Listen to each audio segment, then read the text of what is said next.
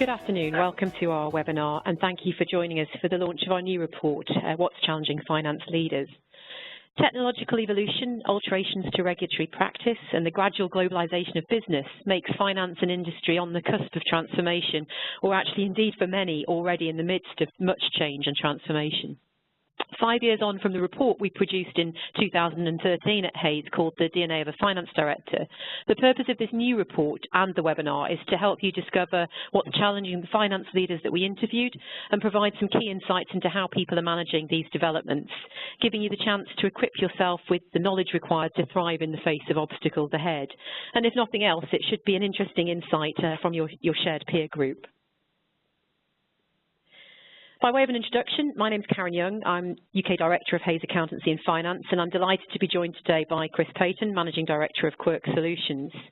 A former Lieutenant Colonel in the Royal Marines with a wealth of operational experience, Chris's military career included advising on Afghan strategy, plans to the Cabinet Office and the National Security Council, and he was responsible for the design of the drawdown of the UK presence in Afghanistan and has seen active service in a wide range of places around the world, including Kosovo, Georgia and Afghanistan. In 2010, Chris co-authored a Harvard Business Review article on planning in fluid situations, and this then led to him leaving the military to create Quirk Solutions Limited. Chris has worked with organisations like Bupa, Heineken, Standard Life Investments and Shell, amongst a wide range of others, as well as SME businesses and organisations. And he uses his leadership and strategy and planning experience to give organisations increased coherency, direction and efficiency. He's also one of the UK's premier exponents of business wargaming, which, if you haven't come across it, is stress testing your plans to identify risks and opportunities, and then when planning critically for change and transformation. As I go through the findings of our report, it hopefully should become clear why I've invited Chris to join me today, and welcome, Chris. To kick off, I'll be running through some initial findings of our new Hays report, including what's challenging the 200 finance leaders we interviewed and to see how they are responding to the challenges, whether they are key skills shortages, whether they are margin pressures, or a rapidly evolving technological landscape that we're in.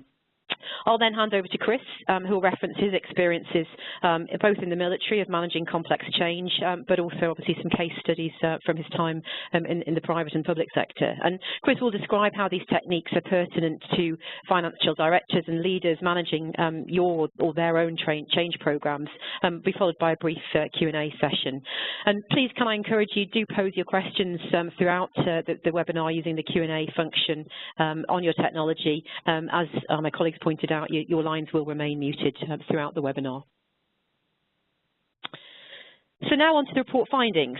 So as I've mentioned, for this report, we surveyed over 200 finance leaders from organisations of all sectors and sizes, all holding various qualifications and in a broad range of senior finance roles. And one of the first things that we asked was around the internal and the external business challenges that these leaders are facing in the year ahead. Not surprisingly, 60% of finance leaders cited the economic environment as their biggest external business challenge, followed by margin pressure and Brexit. And you can see the numbers in front of you there. Furthermore, confidence in the UK economy improving appears to be somewhat lacking, certainly at the time of the survey a little earlier in the summer, with 26% believing it is weakening and over half, about 53%, expecting it to remain flat. And certainly in terms of fluid situations, to coin a phrase that Chris is familiar with, Westminster is in one of those at the moment, let's face it, with talks of splits and general elections and second referendums and even the formation of new political parties as Brexit strains the old traditional loyalties that we've been accustomed to. So for me, these are indeed huge challenges for finance leaders to operate within as a backdrop and the external environment. But internally, the most significant factor impacting organisations over the next 12 months came out as managing change at 63%, with the adoption of new technologies, which indeed could influence managing change, coming in second at 48%, and company culture, probably influenced by the change and the new technologies, coming in at third. And change management is, of course, closely linked to the integration of new technology, as a workforce has to be led to adapt to different practices and to acquire new skills. It'll be interesting to hear experiences from Chris a little later in the webinar in relation to change and transformation. Company culture can in turn make the implementation of change harder or easier. And of course, change projects can and do impact staff morale, and that can lead to retraining or even redundancy sometimes in the face of more automated working practices. I don't know how many times these days in our business life we hear the phrase, the robots are coming. As changing responsibilities in large teams becomes, I feel, a more frequent occurrence, thing that I see more and more out in the marketplace, leaders will have to implement strategies sensitively in order to keep staff morale high and help to retain key skills and knowledge in the business. And I've had quite a few conversations over the last year or two with business leaders about how unrealistic, or the finance leaders about how unrealistic they feel their organisation's objectives sometimes are, and then the pressure that this puts on a business when it comes to pushing change through, and ultimately it's the people that are pushing the change through. So yes, technology may be instigating the necessity for change, but for me, and I think it came through from our report as well, people remain at the heart of culture and at the heart of actually instigating change. How big of an influence is technology then in finance? So arguably the human element is of course still key, and I do believe that the biggest impact of automated technology such as AI, artificial intelligence and RPA, robotic process augmentation, over the coming months and years will be to change the way accounting and finance workers perform their existing roles rather than rendering them all immediately and entirely obsolete. Finance, I think, is still an industry built on relationships and personal interaction, I'm sure you agree, and no technology can truly replace this in its entirety, but it will absolutely change the required skill sets and job functions without a doubt, and we're already seeing that. Therefore, the responsibility now lies with you and with our future finance leaders to think ahead and to upskill workforces, recruit where needed in response to technological developments and changing workforce practices, but more importantly, look at the skill sets that you've got within your own organisations and to think ahead. In many respects, the impact of AI could be beyond reckoning, changing the way we work, the way we think, and the way we live. We all know that. However, as far as the finance leaders who responded to our survey are concerned, its effects are still very much on the horizon rather than in the here and now, and with only 8% telling us that they'd previously been involved in an AI project, and only 11% actually believing it to be the technology that will become most important to finance leaders in the future. That said, I've also noticed that there are sometimes some significant differences between where an organisation is in relation to some of these technologies that do have some connection to the size and scope of their operations, and sometimes even the industry too. So, for example, what we found through the survey was that more large corporate businesses had already looked at AI and RPA than some of the smaller to medium-sized organisations. And you can see this in one of the quotes, I think, on the screen in front of you now. And literally, size and scale of the operation is sometimes easier to see where the efficiencies could come to fruition faster in a bigger business. Conversely, I've had conversations with some professional services firms around seed businesses and how they're looking at automation and technology from the offset, and they find that pretty easy to do because they haven't got people to factor into the equation. And so actually it's sometimes some of the medium-sized businesses that are not sat on the fence but are watching and learning and thinking about how this will come into effect in their business and how they can make the best use of the technologies. So whatever the size of organisation, I think that the technology should be seen as a tool to assist rather than take over the role that we play as people, and certainly that came through very strongly through our report interviews and surveys. I've been recruiting in finance for 22 years in a week or so I can say this with some confidence that I know I've been talking about ERP with finance leaders when it comes to recruitment for the best part of 20 years, and I do think it's taken the best part of 20 years to become common practice.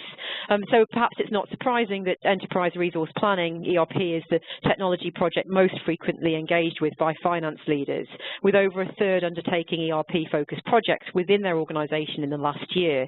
And in fact, it's the most commonly shared objective that we could see in the report findings for finance leaders working at all sizes of organisation and in both the public and the private sector in our survey. The focus on ERP is followed closely by cloud technology implementation at 32%, real-time reporting at 24%, and cybersecurity actually at 24% as well. There has been much less focus so far by finance leaders on automated projects such as RPA at 7% and AI at 8%. However, leaders within audit and risk, for example, are the people that are placing cybersecurity much higher up their agendas when it comes to tech priorities. It's actually Cybersecurity Awareness Month this month, if you didn't know that. And there's a view that attackers are going to be successful now and in the future, not only because the hackers are getting more sophisticated, but also because organisations face such challenges in recruiting and retaining skilled cyber professionals. So you can see it comes back to people again. When asked whether a disruptive tech startup model of the likes of Uber was likely to hit the finance profession anytime soon, a number of respondents claimed no, they didn't think this was likely, saying again that the human element was too important. And some claimed they think it's possible at a transactional level, but not at a strategic planning level. And it'll be interesting to see how this plays out. So what are the biggest personal and professional challenges that finance leaders told us they were facing within the report? Well, one of the questions that we asked was what's the greatest personal challenge you expect to encounter in the year ahead? And these are the top 3 answers that you can see on the screen in front of you. So it's perceived to be managing a work-life balance in the light of increased globalization of business, and I would count technology into that. We are 24/7 connected most of the time. This is followed by finding time to pursue people's own career development and also anticipating the market. I think the responsibility that we see in senior finance roles, it's probably always been there, but technology has been the catalyst to mean that the career becomes in danger of becoming a lifestyle. Maybe I shouldn't use the word danger. Advocating a balance within the workplace when hiring can certainly set an example to our aspiring future leaders and ensuring that work doesn't become detrimental to a healthy balance. Even more important is actually seeing leaders at the top put work-life balance into practice and seeing a real-life leader carefully plan workload and delivery around other life commitments can be yet to be successful in their role is the most powerful tool that a leader can use to directly and positively influence culture. I know I'll take a leaf out of my own book here, but we all need to get better at this and even more aware of how our own actions can either positively or negatively influence culture and indeed change it.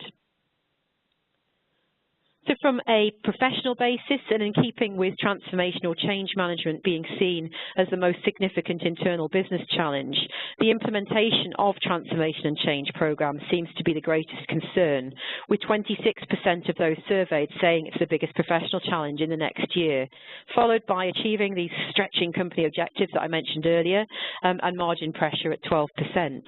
And the organisational changes, particularly those involving the introduction of new technologies, frequently require the hiring of new team members or delegation or repurposing of responsibilities. So to effectively embark on a programme of complete systematic transformation, the new direction of the organisation needs to be set with total focus from the top down, with performance improvement measured from the bottom up to get staff at all levels to take that really fresh approach to problem solving, and a cross-functional overhaul, if you like, to link those processes and systems in a way that improve value and timeliness. And Chris, I'm sure we'll touch on this later and perhaps share some of the examples. We are all, whatever industry we're in, we're talking about finance today, but we're all in that space where change is all well and good because it fixes the past, but it's the transformation programs, the value piece that's going to be creating our future. We have to think ahead about that. I've referred to the human element a few times already, but I think it's pertinent to look at what the key skill gaps are that our survey showed and our interviews showed of challenging the finance industry right here as we come towards the latter end of 2018. So sourcing talent certainly was identified as remaining a key challenge, with nearly a third of finance leaders saying that skills shortages within their team is their most significant internal business challenge and one that they're clearly struggling to overcome, with 42% finding it difficult to find the right talent for all skill sets, and just under a third struggling to recruit for niche skills. Technical accounting skills actually were perceived as the most difficult to recruit for. As you can see there, over half saying that they encounter difficulties in this area. And other skills short areas included really effective strategic business partnering at 46% and regulatory reporting at 34%. As technical skills need to be specifically learnt, which can, of course, be time-consuming and is developed over a career, finance leaders should encourage and facilitate upskilling as much as possible to ensure that there's a varied portfolio of skills within the team. Now, a lucky 26% of you in the orange there are doing A-OK on finding the skills you need, so congratulations. My challenge to any of you on this webinar, if you are one of those people, is to therefore use that time that you've got where you're not having a challenge to focus on planning ahead, on anticipating how technology is going to change the skills that you need in the future for your organisation, and planning ahead for how and when you will develop them in your team, or indeed if you need to hire them in. Finance leaders almost universally consider communication and stakeholder management skills to be as important to senior leadership positions as technical ones. It's probably not surprising to you, but in some cases even more significant. And in terms of the most critical soft skills to a leadership position in finance, communication skills are seen as the most important, as you can see in front of you, followed by commercial awareness and leadership skills. In terms of the clear advocacy of communication and leadership skills over technical ones, technical excellence still does remain vital for the credibility of the finance function and its leaders, and some people felt very strongly about this throughout their interviews. So the best example I can probably give would be all very well, for example, starting out in a new role as a finance director or perhaps CFO. You did a cracking job, you go out into the business, you meet all the internal stakeholders, you meet a few customers, everyone's really impressed with your insight and your interest, and you're going out to talk to them and find out what their challenges are, and then whatever it might be, several weeks in, maybe a couple of months in, you really pick up the accounts, and it's only then that you spot a great big hole in the balance sheet, for example. And how do you think that next board or executive meeting would go? So, as with all things, the technical skills must, of course, complement the competencies and vice versa. Although finance leaders don't perceive technological competence as a significant skill for themselves, perhaps because that's already been developed to the level it was needed earlier in people's careers, it came out that very, very important for aspiring finance professionals, no surprises there. Over the coming years, digital and technology skills are seen as the most important for new recruits into finance to gain proficiency in by 33% of respondents, and that's followed by strategic business partnering skills at 25% and change management skills at 22%. So keeping pace with the latest updates in tech and digital is crucial for aspiring leaders, it's crucial for current leaders, and I think particularly for finance managers and financial controllers hoping to become future finance directors in that #1 role. Embracing and implementing new technologies can be seen as a way of proving ambition and vision for the future of the company. I personally don't see it actually as a separate skill set to choose to acquire or not in the future. Let's face it, it's just going to be part and parcel of doing the finance job. I do think it's crucial that it gets more widely implemented into syllabuses of the professional institutes sooner rather than later, as the future generation is trained and qualify who will lead businesses and organisations. So what key trends are we seeing in industry workforce practices? Let's have a little look at that as we're coming further towards the close of my section.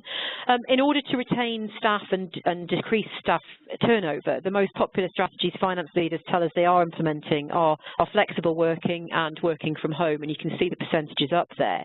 When asked about their own working practices personally, over half of the finance leaders surveyed said they do occasionally work from home, which was 54%, and over a third make use of flexible working, which was 37%. However, another third said that they didn't take advantage of any of the programs at all to improve their work-life balance, and nor were they actually implementing any at work in the finance department. So my point from earlier still stands that implementing these programs for staff and additionally making personal use of them not only sets that good example within the team by encouraging others to do the same, and this of course ensures that a healthy work-life balance is maintained. We know how important this is to the talent you want to hire and retain, because we've just done our second annual report this year on what workers want, and further details can be found on that if you go onto hays.co.uk or just Google Hays what workers want. Another workforce practice to note is that just over a third of those surveyed said they plan to hire temporary staff in finance, 36%, within the next 12 months. And countering skills shortages is given as the key reason for this, with 44% citing it as the key factor, followed by required support for key technology projects at 23%. So when asked whether contract or interim staffing would become more prevalent in the finance function in the future, opinions did appear to be quite divided. A number of respondents said they don't think it's likely due to the need for stability in their teams, but others believe it will happen due to the need for work on increasingly frequent change transformation projects. Certainly I can tell you that it stands today at Hays, we've seen an increased use of temporary and interim finance staff by organisations across the UK, particularly over the last 6 months, covering a multitude of reasons: technology projects, backfilling line roles to free up permanent staff to give them a skills uplift so they can get involved with the technology project and then thus retaining that critical knowledge in the business once the project's completed, analytical skills to bring in help to make more informed decision making, seeing this particularly in the retail and FMCG sectors who've actually been hiring quite extensively. More organisations this year have taken in additional resource around financial year end projects, in particular within credit to hit targets and improve working capital, and of course the impact of legislation and regulatory change, not least IR35, GDPR, to name just a few examples. And actually if you're a private sector organisation and you're thinking what's going to happen with IR35 and you do have an interim and temporary workforce, it might be interested in another webinar that we're hosting next week at 1 o'clock on the 19th of September. Details are on our website for that as well. And this is a webinar that takes into some of the lessons that we've learned from IR35 in the public sector and thinking ahead and planning for that in the private. And there's also some public sector recorded webinars from earlier in the year as well. So what about peer group? How do finance industry leaders see their careers progressing? This is the final section. Crucially, most finance leaders appear to be very satisfied in a financial role. 70% say they plan to remain working within this remit for the foreseeable future. And those that are planning to transition are looking at more general management roles and saying that they'll seek to get wider business knowledge, redistribute some of their tasks amongst their current team, looking at providing a viable succession plan as and when they can make this career move.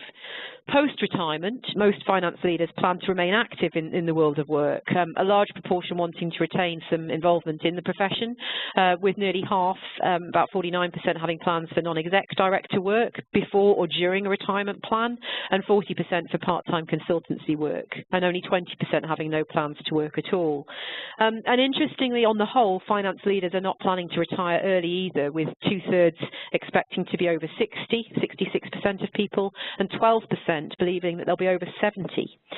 Less than a quarter of our survey expected to be under 60. So it's a stark reminder to us all that as well as looking very much at entry-level talent, workforce planning for the long term for our organisations is also going to involve planning for a much more diverse and therefore hopefully inclusive workplace culture. So just a minute or two on summarising. What key recommendations can we make? Well, it's splitting it into two. Our key recommendations for people already in finance leadership based on the findings of this report. So you might remember 26% of leaders said that their change and transformational management was their biggest professional challenge in the coming year. Hence, Chris is going to share some experiences. Automation of workforce processes growing, leaders needing to ensure that redistribution of responsibilities amongst staff is sensitively handled so that you retain key skills and you keep morale high and you achieve the culture you set out to achieve. 42% of finance leaders find it difficult to recruit for some of the skill sets. Technical accounting skills are most difficult to find. Look ahead, recruit when necessary, ensure you've got a wide variety and portfolio of skills within the workforce to draw on, especially in times of pressure and fluid situations. And then less than half of finance leaders giving their work-life balance a positive rating. Leaders need to ensure they're taking advantage of strategies for improving the balance, such as working from home or flexible working, to keep that healthy mindset and setting a good example to future and aspiring leaders. And then building on this, what can aspiring finance leaders do to give themselves the best chance of getting that top job? Or indeed, what can you do to help those individuals? So we talked earlier about digital and technology skills as the most important for new recruits to possess in the coming years. Keeping up to date with the latest updates in technology, absolutely fundamental for aspiring leaders. these will be the people in the future responsible for leading the way in the implementation of new finance and business-wide technology projects.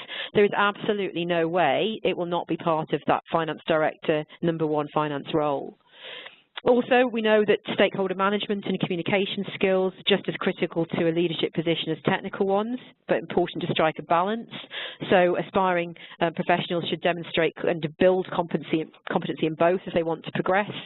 And finally, respondents see wider business control as becoming more and more within the remit of a finance leader, increasingly asked to take on management responsibilities in other departments, manage relationships with a greater variety of stakeholders. So having that comprehensive overview of the business is therefore important, and those individuals will be in a better position to input strategically across those wider business functions and the continued evolution, if you like, of the role of business partner.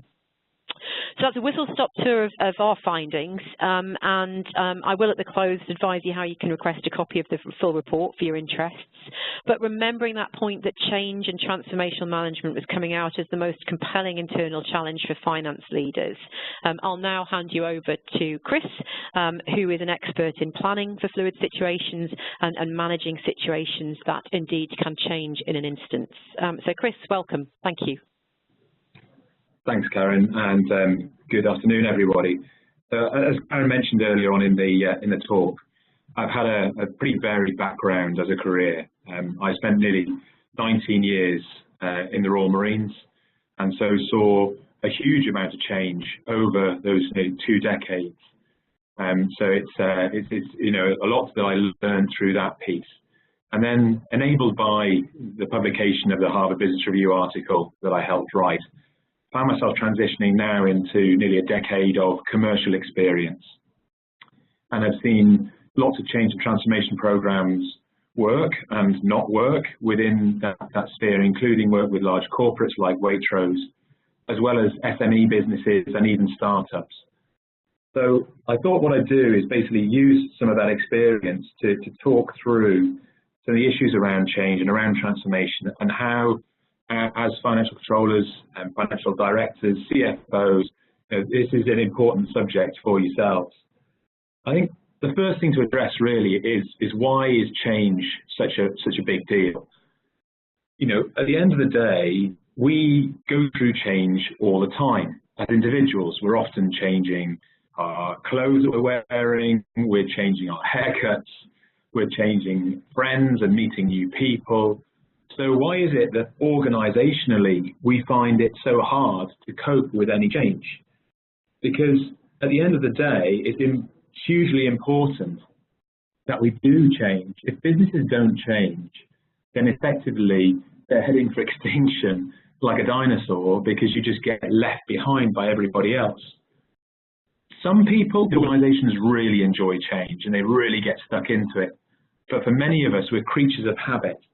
And so we need to get used to the fact and psychologically comfortable with the fact that change is a positive thing, can be a positive thing, as long as it's done for the right reasons. And we'll go into some of that shortly.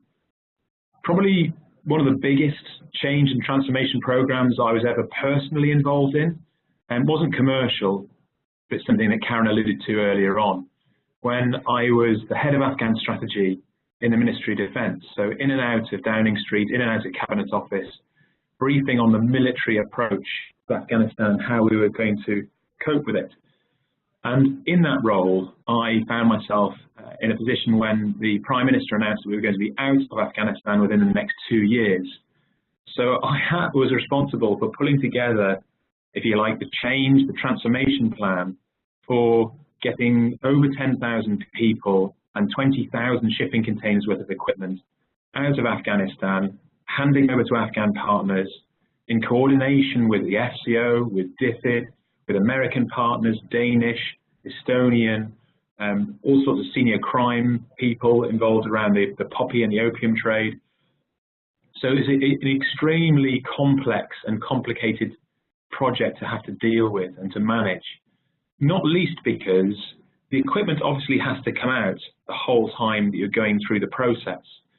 You know, if you've only got 2 years to get an awful lot of equipment out, it's got to come out all the time. And choosing what equipment comes out and when, and the effect it might have on the people left behind in Afghanistan still serving, was a really thorny issue for me personally. And so I thought I'd draw some of that and the lessons I learned from that process, as well as the lessons we've learned from doing strategic transformation and change with Waitrose and with other clients, to give you some pointers as to things to consider when you go through your own change and transformation programs. The first thing I would offer up is this article that's well worth researching and looking at by John Kotter. Yes, it was written over 20 years ago now, but the content is still just as fresh, just as relevant today as it was previously, and when it was written.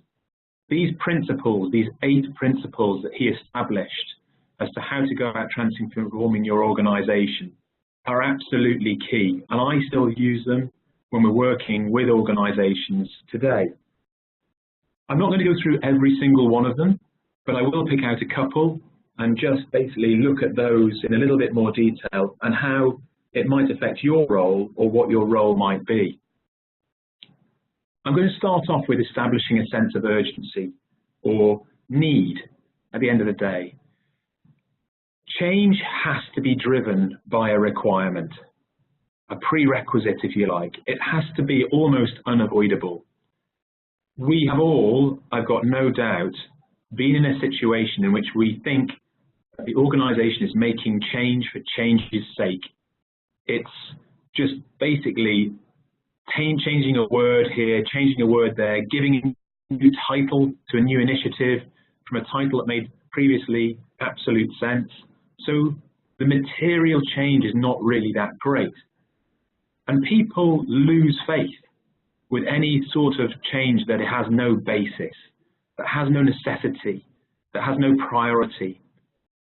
So the first thing really for yourselves, I think, as financial directors, is to be making that challenge back to the board or to your senior leadership and the organisation, is to say, does this change make sense? Is this really required? Be that, if you like, difficult person that's going to put forward an alternative point of view, because all too often I see organisations get swept up into believing that the change is required when actually all it takes is one sane, objective individual to turn around and say, really? If the change is required, conversely, the financial imperatives can be some of the most compelling towards making sure that people understand that within the organisation. It's fine for the CEO or the COO to stand up and give their huge, great stratospheric vision as to where the company should be. But if you, with a better view of the numbers and a better understanding of the numbers, can turn around to people and say, this is why we need to change, this is why the change needs to happen, because we are losing money in this area, or we're not doing as well in this area as we need to improve these targets, we need to improve productivity, then people start to relate it to their job security, to their pensions, and to things that really matter to them. So as financial directors, CFOs, and the like, you have a real role to play in helping people understand the need, understand the requirement, and establishing the urgency behind that. In Afghanistan, clearly, when we were looking at pulling out, the urgency was already there. We were only given 2 years to do it. And when we started to add up all of the different factors involved in terms of the equipment, in terms of the people that needed to come out, actually, even with no problems whatsoever, it was going to take us at least 18 months. So knowing that all plans will go wrong, we knew that we were already getting close to the wire. And so generating that urgency is important. There's an interesting anecdote for you as financial people within that article I've mentioned by John Kotter, where actually there was a CEO at the time in the US who was really struggling to drive through the change that he wanted to make. And believe it or not, he deliberately engineered a huge accounting loss within the organization. It generated massive adverse publicity on Wall Street and pressure on the company as a result. And in turn, that got everybody on side within the organization about the need for change. So ultimately, he achieved his goal of getting people on side and starting to make the change happen. But I'm not sure that engineering a huge accounting loss is something that I would advocate. But it's just at least a point that actually how important the numbers can be to generating the start. The next thing I'd pick out from Kotter's article in his 8 principles is about a coalition and about teamwork. If you want change to be successful, if you want it to happen, then you have to have advocates for it. You have to have champions for it. And you also need to think about how you are generating those representatives. You can go about it in 2 ways, vertical slicing or horizontal slicing. I actually would say that you probably want to do a little bit of both. In any sort of change program, you need to have some view from the leadership, but also you need to go through a vertical slice right the way down through the organization in order to get a view from all perspectives. It's only once you have that view from all perspectives that you start to understand where the frictions will be and how they will go about. Equally, it's important to then generate maybe some horizontal sliced teams, some scrum teams, to start to drive through initiatives. We worked with an oil and gas valve manufacturer. Now, probably much like you, I had valves in my head as being something that I see from time to time in plumbing, about the size of my thumb or my finger. But actually, these valves are over 8 foot tall and over 10 to 20 tons in weight. So they are enormous things to produce. And obviously, equally, the quality assurance around the finished product is extremely high because the risk of them going wrong can result in catastrophic consequences, as we've seen in previous disasters on oil platforms. So the way in which we went about working with that organization to help to improve their on-time delivery and their business performance was, first of all, to take a vertical slice, to almost discuss the issue. If we aren't as high performing as we would like to be, why do we think that is? Where are the ideas coming from as to how we could go about it? What are the areas we need to focus on? What we then did was actually to create multidisciplinary teams, these scrum teams, from across the organization. So each team had some finance people in there, but they also had operations, they also had logistics, they also had marketing, they also had sales. And those teams were told to go away then and look at these individual problems and create plans for them. That ownership of a plan and of the initiative behind change, if you like, is one of the greatest powers you will be able to generate in terms of enabling successful transformation and change. If people feel that they own the change, if they have designed it, if they have come up with it, they automatically want it to succeed because it's theirs. If you impose change on them without any consultation, they're not engaged with it, they're not connected with it, and therefore they have no requirement to see it go forward and to win other than their own sense of really within the company. So if you really want to drive change forward, once you've identified the problems, within some delegations, set some teams free to start to come up with the answers. And that is starting to use the innovation and the initiative from the whole of the organization, not just the senior leadership. The next piece to look at is vision. Okay? And the way in which I would describe this, the analogy I'd offer for you is this one. If I were to stand you in a room and put a blindfold on you and tell you that in front of you is a door. The door is closed, but trust me, on the other side of the door, it's all green pastures and fantastic. But you've got to walk towards it blindfold and open the door trusting me. You will find that a deeply uncomfortable experience to do. And if you are simply telling people that they've got to change without giving them an idea of what the future looks like and the difference it will make, even if the urgency is there, even if the requirement is there, even if the imperative is there, they're going to feel really uncomfortable about moving forward. If I now sit you in the same room and take your blindfold off so you can see the door, you're perhaps a little bit more comfortable because I've given you a little bit more of an understanding, but you still don't know really what's on the other side of that door. It could be a 1,000-foot drop off the edge of a cliff. So actually, if you want people to engage with change, you need to not only take the blindfold off, but open the door that's in front of them as well. So that from where they're standing now, they get a perspective on that future and they can get a glimpse of what that future looks like. And again, as CFOs, that's a key role for you. And as finance directors, it's a key role for you. Because you will be able to say, here are the numbers where we are now. If we go through this change, as painful as it's going to be, as difficult as it's going to be, as disruptive as we will all feel, here are the likely numbers on the other side of that door. Here are the likely figures that we will expect to achieve. And therefore, the certainty you now have around your job, around bonuses, around pensions, etc.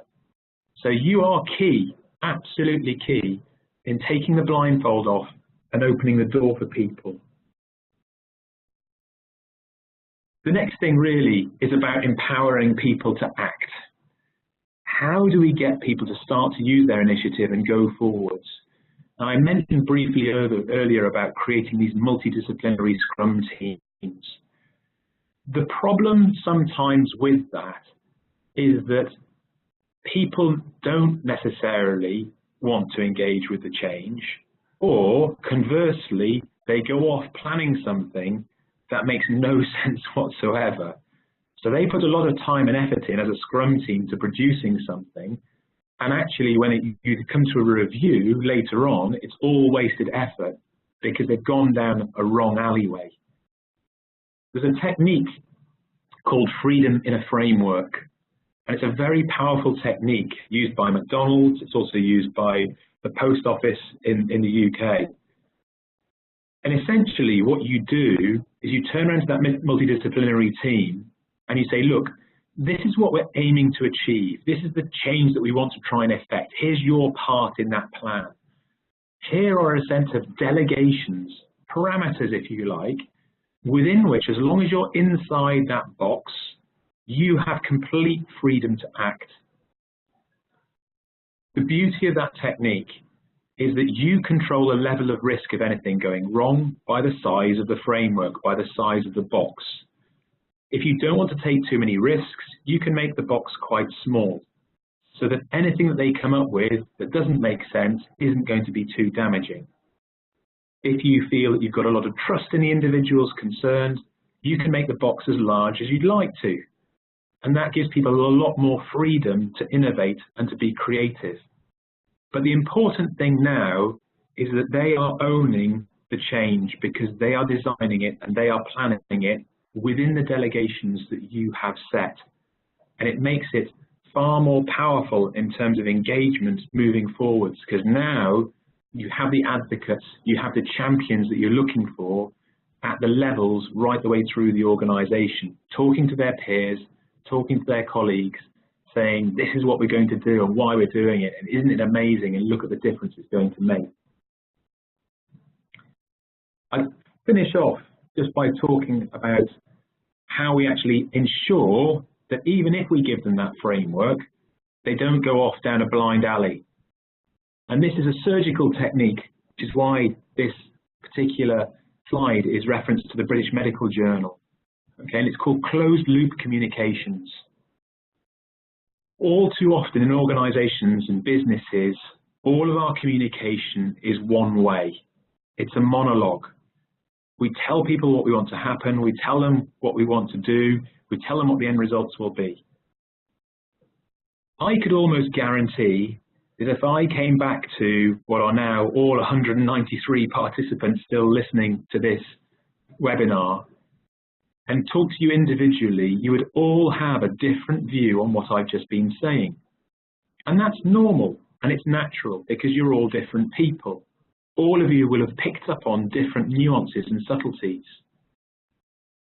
But the problem is that you are then off maybe carrying out an action that I've asked you to do with a slightly different understanding from people next to you, your peers, your colleagues, or indeed from me, who's given you the instructions in the first place. And so off you go, working very hard on something, you come back a few weeks later and I say, that wasn't quite what I wanted. That damages your morale and it damages the trust within the organization. So the system that's used is the sender, the S on the left of the screen as you look at it, does the call out. So this is basically describing what you want to happen, how you want it to happen, and why it's got to happen. The responder, the R, goes away, has a think about that, takes 2 days, 2 weeks, 2 minutes, 2 hours, however long you've got to give to people, and then they come back to you to say, this is what I've heard. This is what I understand of what you've asked me to do. That then allows you to do 3 things.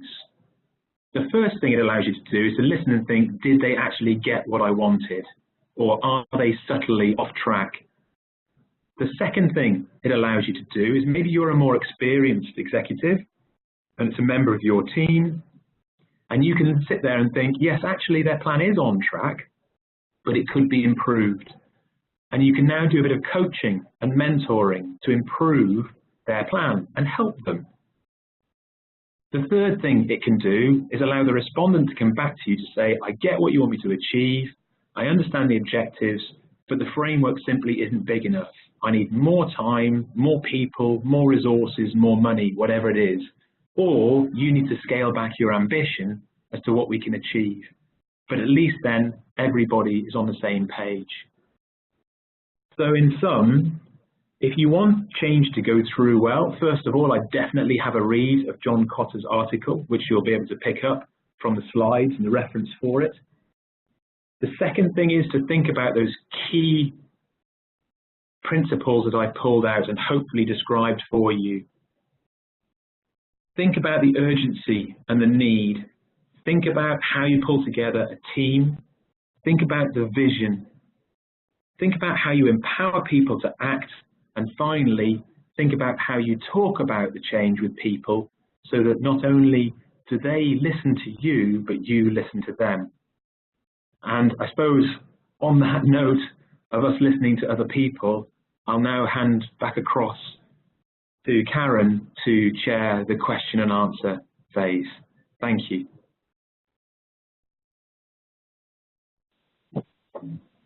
Thank you, Chris.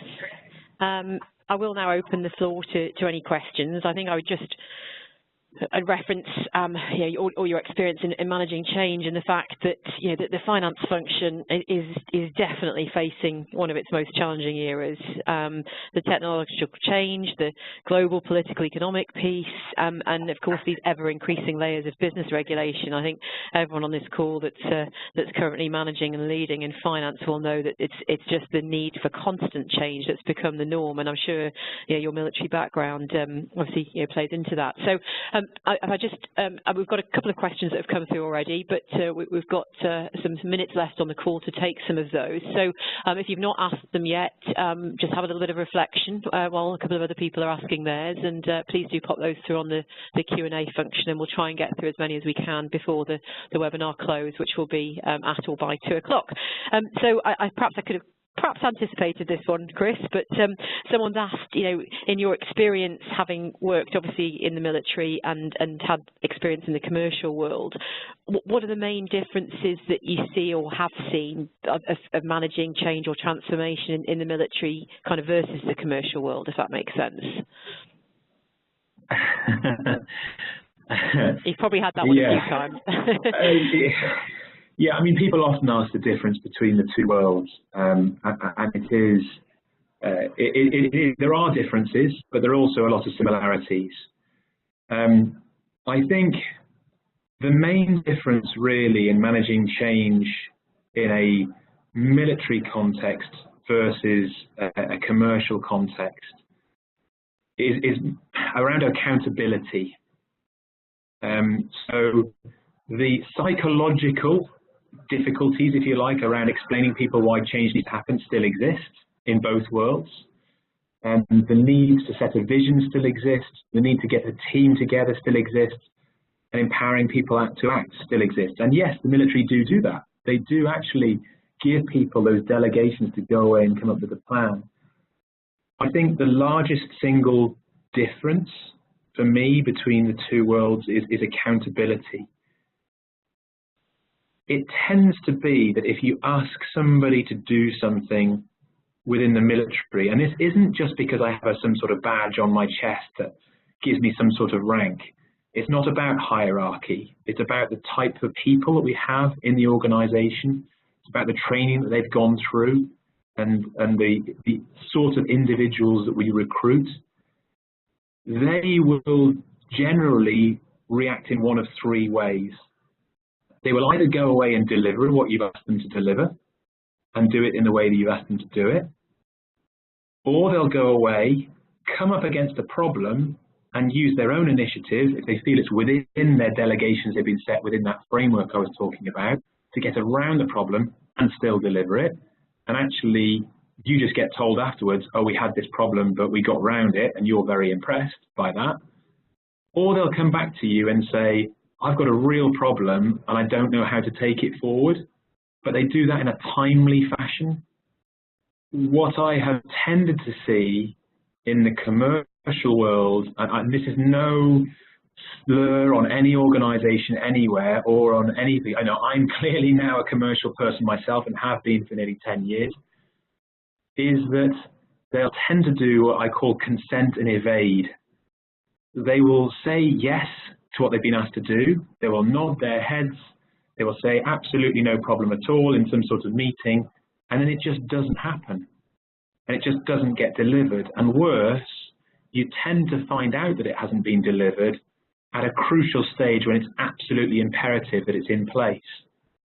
So I think that sense of accountability is the biggest difference. And you know, I hopefully have explained as well that I don't think that's just to do with rank and hierarchy and people having no option but just to do what they've been told, to salute me and say, yes, sir.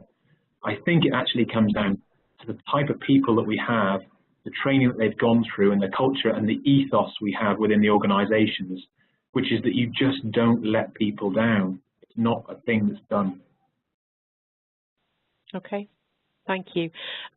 This kind of links to a couple of comments that you made there, and I guess it's the, well, what happens if, you know, plan A, plan B, etc. But the question is, you know, what happens when, say, the Freedom in a Framework hasn't worked? So any lessons learned from that, or are you going to tell us it always works? Obviously, it doesn't always work. No model is absolute, flawless. No model is perfect.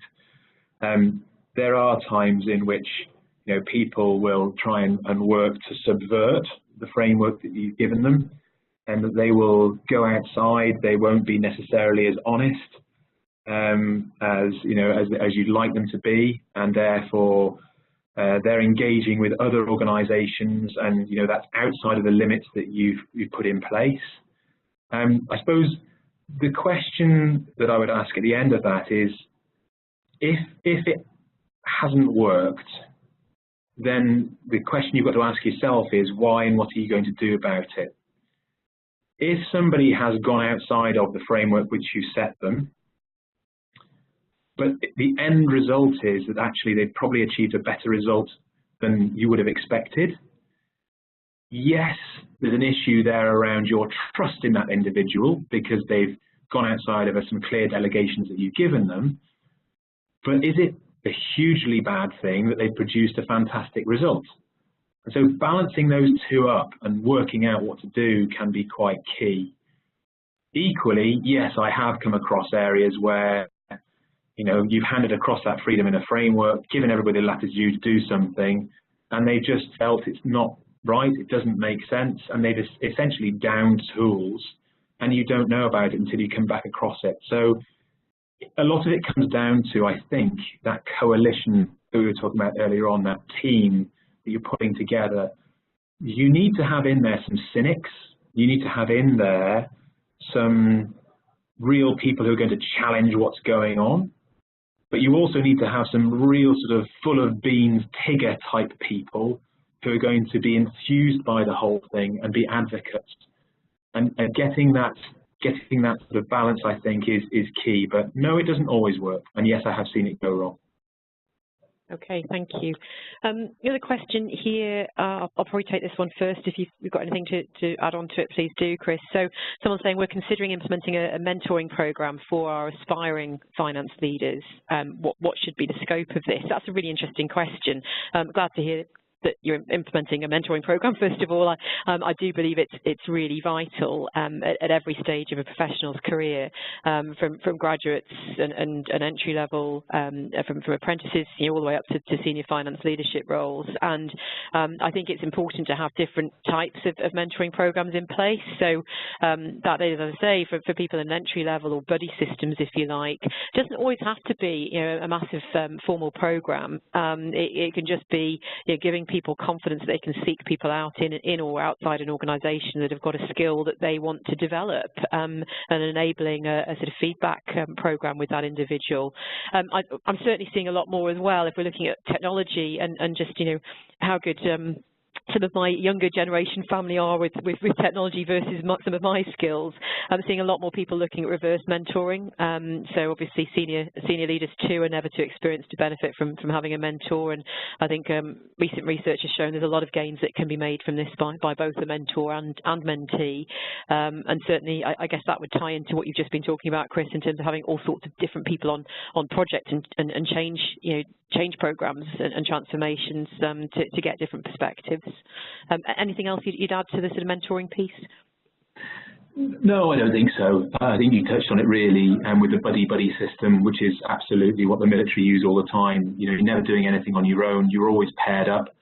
So there's always people around you to help you, and it's seen as a crucial thing to develop the people underneath you.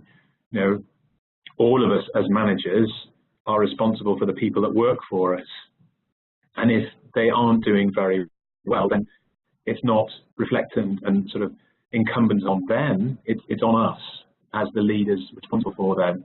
So I think as a key part of leading is to make sure that buddy-buddy system is in place for peers, but also that we are helping to improve people, to mentor them, and to help improve how they go about things. Great. And I think the final one that we can take, if we just squeeze in, you've got a couple of minutes to it, if you can manage it, Chris, because I think how do you effectively manage people when there's change in systems and processes, when targeted completion dates are not, I'm trying to read across the thing now, I can't read it. Targeted completion dates are not, can you read that on your screen? Apologies, I can't quite get the whole. Yes, are not met. Over. Yeah. Yes, that's it. Yes, and you need, are not met. Yeah. Yeah. Yes. Yeah. And you need help to get everyone on board. Yeah, you need the help to get everyone in, finance, but also obviously the non-finance side. So quick last couple of minutes on that. Yeah, sure. I mean, this is classic carrot and stick, isn't it?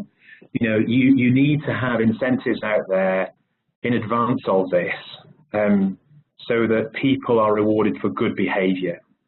If you've got systems in place that reward on-time delivery, that reward people for doing well, then they're not likely things to let things slip, or at least flag it up in advance. So that would be your carrot. But you obviously need some sort of sense of I don't know, repercussions of what would go wrong, and if things go wrong and if things aren't met. So I think, how do you get people on board? The best answer is to try and not end up in that situation in the first place by having incentives. The second is to have obviously sort of measures that are taken if things are missed, provided that, and this is the big caveat I would put in place, that they have been missed for a reason that you can ascribe to an individual not doing what they should have done. If the targets have not been met through something that was outside of the person's individual control, like all of a sudden a general election being called that nobody was expecting, well then they can't really be held accountable for that. And so getting that balance right between objectivity of how big a problem actually is this or not, and the carrot and stick, I think, is the key to trying to do that and to become more responsive and more engaged. Great. Thank you, Chris. I'm afraid that is all we've got time for. So just to close, I hope you found today's session a useful insight and obviously some really top tips and shared experiences from Chris. And so thank you for providing an excellent insight, Chris, and obviously to all of you for joining the briefing today. You can see on the slide in front of you, if you'd like to request a copy of the report, you'll be able to request that at hays.co.uk/finance-leaders. And mugshots again, I'm afraid. Do get in touch on a personal note if there's anything that we've spoken about today that you'd like to discuss with either Chris or myself on the work that we both independently deliver. Please do get in touch and we'd both be delighted to help. So thank you once again for joining and have a good afternoon. Thank you.